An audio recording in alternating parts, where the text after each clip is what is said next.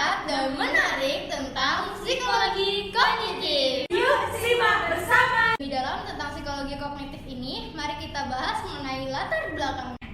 Nah, jadi terdapat dua faktor, yaitu internal dan eksternal. Faktor internal, beberapa tokoh non-behavioristik menyampaikan bahwa pentingnya kognitif sebagai pembentuk dari perilaku dan adanya pemikiran kognitif yang berasal dari penganut behaviorisme itu sendiri. Kemudian faktor eksternalnya yaitu berkembangnya teori informasi, cybernetik, ilmu komputer, dan argumen dari teori behaviorisme yang tidak lagi memadai. Jadi secara umum, baik komputer maupun kognisi manusia dianggap punya sistem pemrosesan informasi yang sama, mulai dari input, pemrosesan input, memori, dan output. Nah, tadi kan kita sudah tahu itu apa latar belakang dari psikologi kognitif. Selanjutnya, siapa aja sih tokoh-tokoh yang terdapat dalam psikologi kognitif? Yuk kita simak. Nah, yang pertama itu ada George Armitage Miller. Beliau adalah seorang psikolog yang berasal dari Amerika Serikat. Miller lahir pada tanggal 3 Februari 1920 di Charleston, Virginia Barat, Amerika Serikat. Beliau merupakan salah satu pendiri psikolog dan ilmu kognitif serta berkontribusi pada kelahiran. Nah, yang kedua yaitu Ulrich Neisser. Beliau adalah seorang psikolog, namun ia lebih mengembangkan minat dalam psikologi.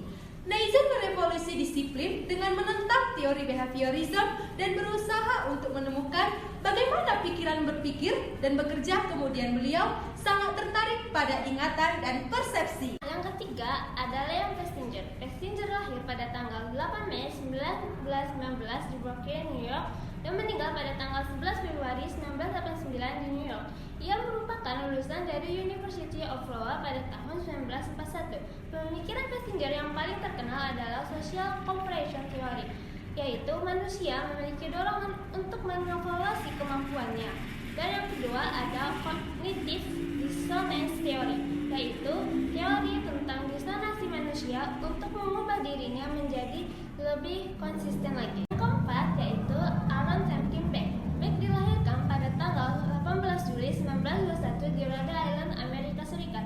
Ia merupakan lulusan dari Brown University pada tahun 1942. Pemikiran Beck yang paling dikenal hingga saat ini yaitu cognitive behavioral therapy, yaitu bagaimana cara orang berpikir dan bertindak agar bisa menolongnya dalam mengatasi masalah-masalah emosi dan perilaku.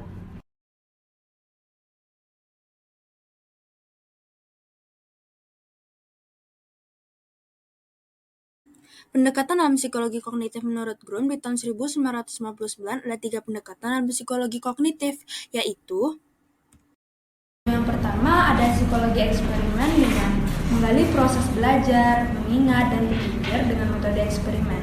Temuan William James yang terkenal yaitu short term dan long term storage memory. Kedua ada computer modeling, menggunakan fungsi kognitif manusia seperti sistem pemrosesan informasi pada komputer.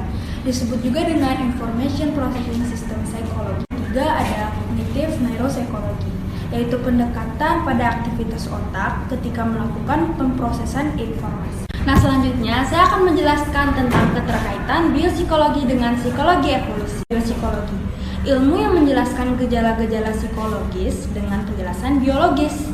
Menurut Pinel ada 6 divisi biopsikologi. Pertama, fisiologikal, psikologi, yang kedua ada psikofarmakologi, yang ketiga ada neuropsikologi, yang keempat ada psikofisiologi, yang kelima ada cognitive neuroscience, yang keenam ada comparative psychology. Psikologi evolusi, tokohnya yaitu David M. Bass.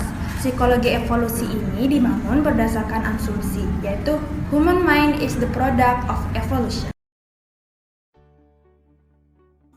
Demikianlah penjelasan kami tentang psikologi kognitif. Semoga video ini bisa bermanfaat. Jangan lupa like,